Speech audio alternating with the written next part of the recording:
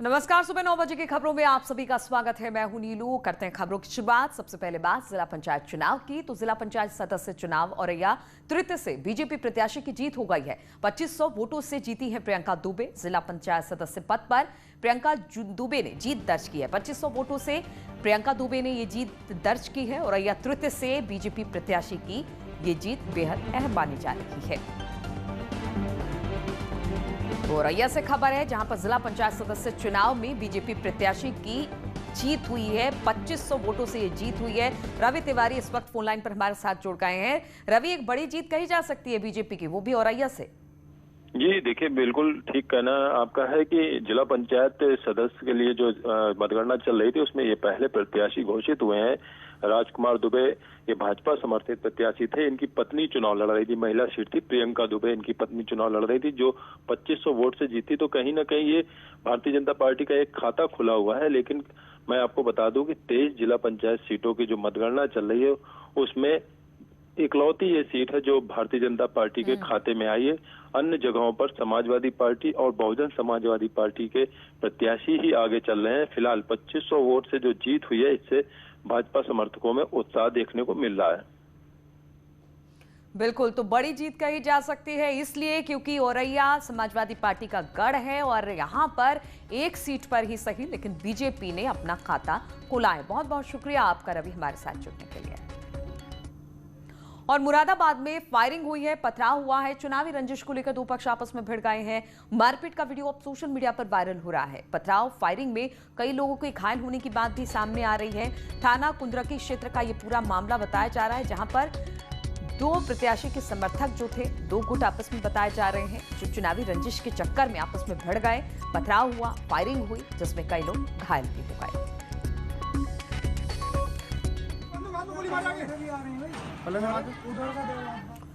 और मैनपुरी से खबर लेते हैं। यहां पर मुलायम सिंह यादव की भतीजी चुनाव हार गई हैं। संध्या यादव जिला पंचायत चुनाव हार गई है। परिवार से विद्रोह कर बीजेपी में शामिल हुई थी। एसपी विधायक राजकुमार यादव की पत्नी भी हारी हैं। वंदना यादव जिला पंचायत चुनाव हार गई है।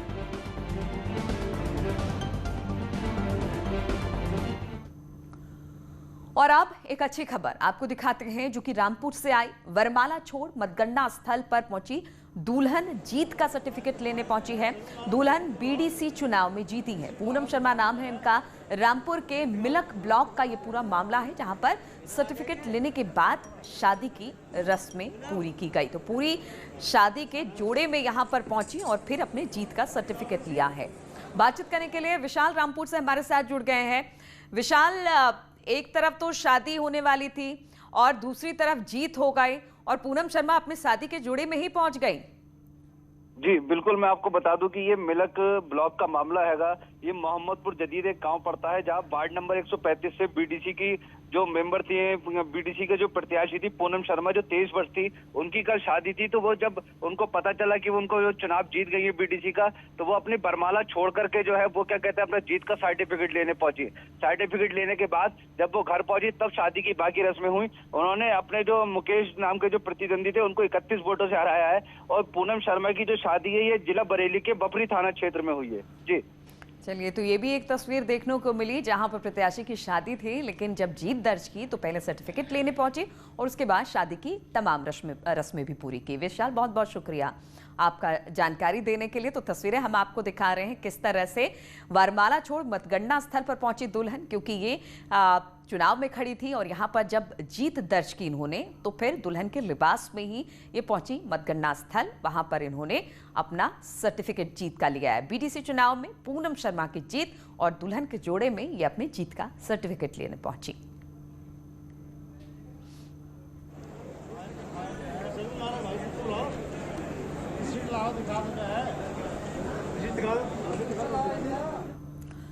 और गांव की सरकार के लिए मतगणना लगातार जारी है। कई जिलों में अब भी कांटे की टक्कर दिखाई दे रही है और इसी पर बातचीत करने के लिए इस वक्त हमारे साथ रवि पांडे वाराणसी से जुड़ आए हैं। रवि, अगर वाराणसी की बात की जाए तो यहां पर अब भी कितनी ऐसी सीटें हैं जहां पर मतगणना चल रही है और कब तक स्थिति पूरी तरह से साफ हो जाएगी इन सीटों पर? देखिए, कल काफी गहमागहमी के बाद सुबह 8 बजे के लगभग आधी घंटा देरी के बाद मतगणना शुरू हुआ और 2 शिफ्टों में इसको किया गया था। और 8 ब्लॉकों के 8 स्थानों पर मतगणना वाराणसी में किया जा रहा है। लेकिन मतगणना की जो स्थिति है वो काफी धीमी है। शायद ये कोविड प्रोटोकॉल की वजह से हुआ हो। यही कारण था कि शाम को 6 बजे तक मात्र पहले राउंड का जो नतीजा परिणाम आया वो पहले राउंड का आया। तो इसके अंतर्गत रात को अगर 4 बजे तक की स्थिति देखी जाए तो ग्राम प्रधान के लिए 303 और बीडीसी के लिए 330 और जिला पंचायत सदस्य के लिए 534 सीटों का जो परिणाम है वो घोषित हो चुका है और मतगणना जो है अभी भी जारी है। तो ये कहा जा सकता है कि दोपहर के बाद तक स्थिति और भी स्पष्ट हो पाएगी। बिल्कुल, स्थिति दोपहर के बाद ही स्पष्ट हो पाएगी, लेकिन अच्छा खासा इसमें वक्त लग रहा है। और इसी पर बातचीत करने के लिए हमारे साथ उमा शंकर भी जुड़ा है हमीरपुर से। उमा, अगर हमीरपुर की बात की जाए तो यहाँ पर 24 घंटे से अब ज़्यादा का वक्त बीत चुका है और अभी भी बहुत सारे ऐसे प्रत्याशी हैं जो कि जिनके नामों को लेकर अभी मतगणना चल रही है और अभी तक स्थिति साफ नहीं हो पाई है। तो कुल कितनी ऐसी सीटें हैं जहाँ पर मतगणना चल रही है? कब तक स्थिति बिल्कुल साफ हो जाएगी कि कौन जीता कौन हारा?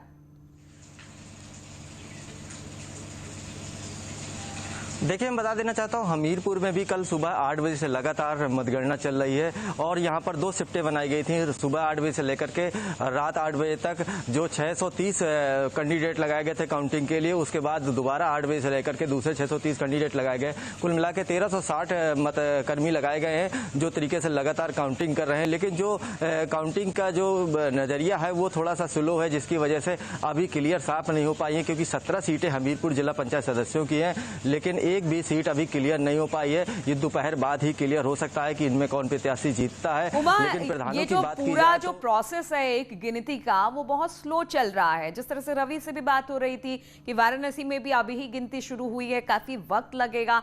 इसके पीछे की क्या वजह है, क्या कारण है? कोरोना की वजह से तमाम प्रिकॉशन लिए जा रहे हैं इसकी वजह से, या कोई और वजह? देखिए, सबसे बड़ी चीज मैं बता देना हूँ, काउंटिंग का जो मेन चीज है तो वो कोरोना तो वजह एक है ही है क्लियर, क्योंकि अब जो गाइडलाइन जारी की गई है, प्रशासन ने जारी की है कि कोरोना टेस्ट के बाद ही वो कर्मी लगाए जाएंगे जो मतगणना में मतगणना करेंगे। तो उनका टेस्ट रिपोर्ट भी अपना ला रहे हैं, वो ही वहाँ पर शामिल हो रहे हैं। बीच बीच में ऐसा भी हो रहा है जिनकी रिपोर्ट पॉजिटिव आ रही है तो उसको टेस्ट करने के बाद निकाला भी जा रहा है। तो ये भी एक वजह हो रही है। तो लोगों में थोड़ा सा माहौल में मानसिकता है जो धीरे, उसकी वजह स्लो काउंटिंग चल रही है। तो इस बार जो है वाकई में स्लो काउंटिंग की वजह से अभी तक परिणाम नहीं आया। पिछली विगत वर्षों में सुबह तक परिणाम सबके आ जाते थे लगभग, लेकिन इसका एक कारण बहुत बड़ा कोरोना भी है, जिसके कारण से काउंटिंग में स्लो चल रहा है। लेकिन निश्चित तौर पर दोपहर बाद क्लियर हो पाएगा, क्योंकि अभी बहुत ताज्जुब है, हमारे यहाँ 17 सीटों में एक भी सीट क्लियर जिला पंचायत भी नहीं हुई है। प्रधानी की कुछ सीटें क्लियर हुई 70 के लगभग, और आकलन अगर लगाया जाए तो यहाँ पर 433 बीडीसी प्रत्याशी है, उसमें 100 के ऊपर अभी भी क्लियर हो चुके हैं, लेकिन अभी भी काफी बाकी है। तो और दूसरी बात, अगर यहाँ पर मतगणना की बात की जाए तो प्रत्याशियों की बात की जाए तो अभी भाजपा के भी 4 प्रत्याशी जो अभी काउंटिंग में आगे चल रहे हैं और सपा के भी क्लियर 4 प्रत्याशी आगे चल रहे हैं। तो वहीं बसपा के 2 प्रत्याशी अपनी सीटों में आगे बढ़त बनाए हुए हैं। रवि भी हमारे साथ बने हुए हैं। रवि, अगर वाराणसी की बात की जाए, आपने कहा कि बहुत स्लो काउंटिंग यहाँ पर चल रही है। कोरोना तो एक मामला है जिस तरह से बता रहे हैं हमारे और भी सहयोगी, लेकिन इसके बावजूद भी इतनी काउंटिंग स्लो है। क्या सिर्फ कोरोना वजह है या इसके पीछे की कुछ और वजह है?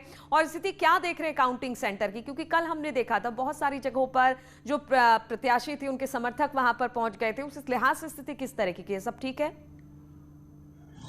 देखिए, अगर मैं कल की स्थिति में अगर आपको बताऊं तो सुबह जब 8 बजे कोविड मतगणना शुरू होनी थी तो, लेकिन उसके पहले एक लंबी लाइन देखने को मिली जिसमें सोशल डिस्टेंसिंग का काफी धज्जियां उड़ी।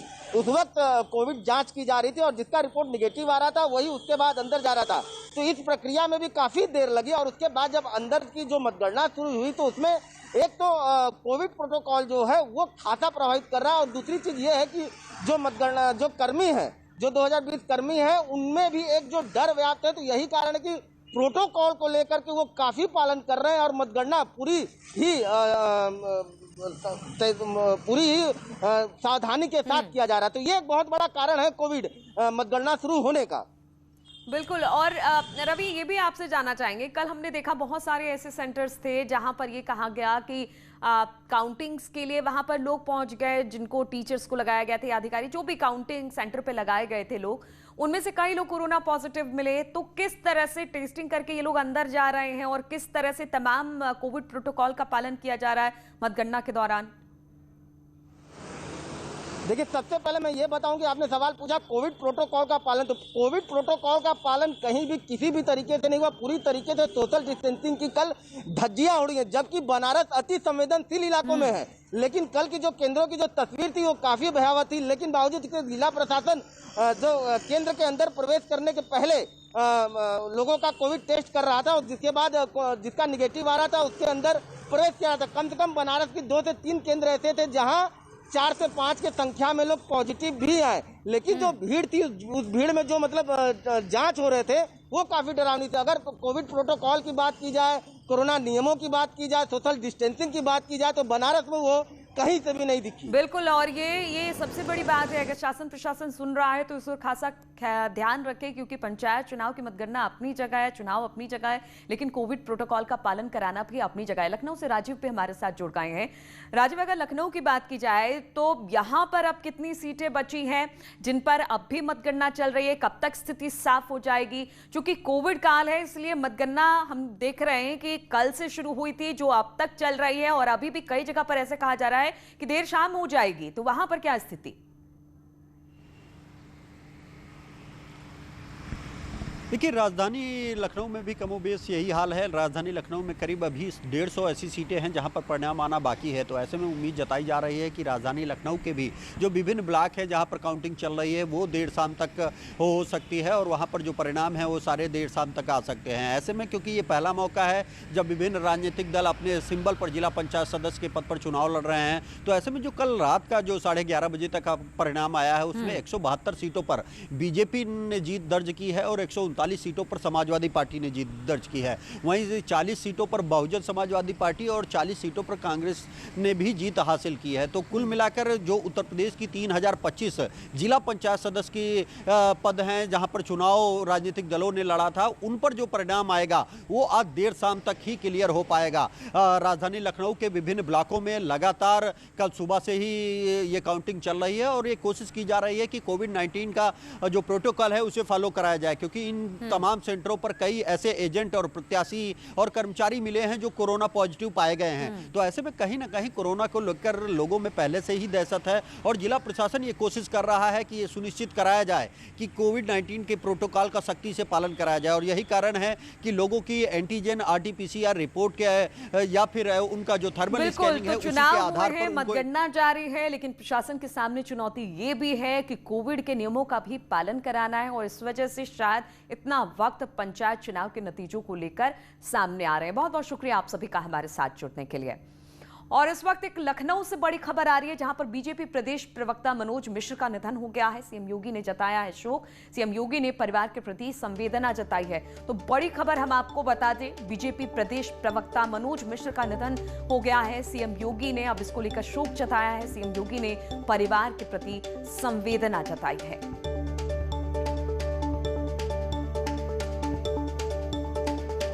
लखनऊ से बड़ी खबर आ रही है, बीजेपी प्रदेश प्रवक्ता मनोज मिश्र का निधन हुआ है और सीएम ने इस पर दुख व्यक्त किया है। और ब्रेक के बाद खबर बुलंदशहर से है, जहां पर 2 पक्षों में झड़प हुई है। बच्चों के विवाद को लेकर 2 पक्ष आपस में भिड़े, लाठी डंडे से हमले किए गए हैं। इसमें 4 लोग घायल बताए जा रहे हैं। 2 की हालत इस वक्त गंभीर है। आरोप की तलाश में फिलहाल पुलिस जुटी हुई है। मारपीट का वीडियो वायरल हो रहा है और ये पूरा मामला कोतवाली देहात के चावली का बताया जा रहा है, जहां पर बच्चों के विवाद में 2 पक्ष आपस में भिड़ गए। तस्वीरें आप देख सकते हैं किस तरह से लाठी डंडे यहां पर चले हैं। 4 लोग घायल हो गए, 2 गंभीर रूप से घायल हुए हैं। और त्रिशांत इस वक्त हमारे साथ बुलंदशहर से जुड़ गए हैं। पूरा मामला है क्या त्रिशांत? देखिए, आपको बता दूं, बच्चों के विवाद में 2 पक्षों में जमकर लाठी डंडे चलते हैं। मारपीट का वीडियो सोशल मीडिया पर वायरल होता है। पूरा मामला कोतवाली देहात क्षेत्र का है, जहां चावली गांव में बच्चों के विवाद में इस पूरी घटना को अंजाम दिया गया है। हालांकि इसमें 4 लोग गंभीर रूप से घायल भी हैं, जो अस्पताल में उपचार चल रहा है। लेकिन मौके पर पहुंची पुलिस ने दोनों पक्ष के लोगों को हिरासत में लेकर पूरे प्रकरण की गंभीरता से जांच शुरू कर दी है और मौके पर आज भी गांव में अभी भी पुलिस तैनात है।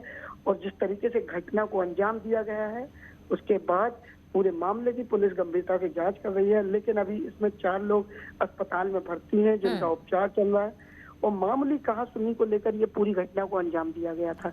ठीक है प्रशांत, बहुत बहुत शुक्रिया आपका जानकारी देने के लिए।